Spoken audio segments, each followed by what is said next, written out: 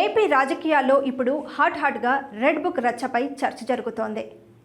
ఏపీలో జరుగుతున్న దాడులపై మాజీ సీఎం జగన్ ఢిల్లీలో ధర్నా చేశారు.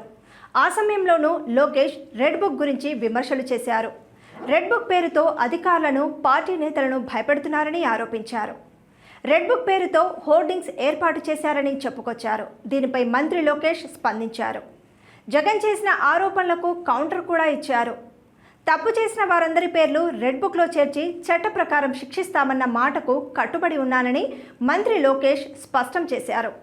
ఇంకా రెడ్ బుక్ తెరవకముందే జగన్ ఢిల్లీకి వెళ్లి గగ్గోలు పెడుతున్నారని ఎద్దేవా చేశారు. పివి నరసింహారావుకు భారతరత్నపై స్పందించమని జగన్ రెడ్డిని జాతీయ మీడియా కోరితే విజయసాయి పేరు చెప్పి వెళ్లిపోయారని మండిపడ్డారు.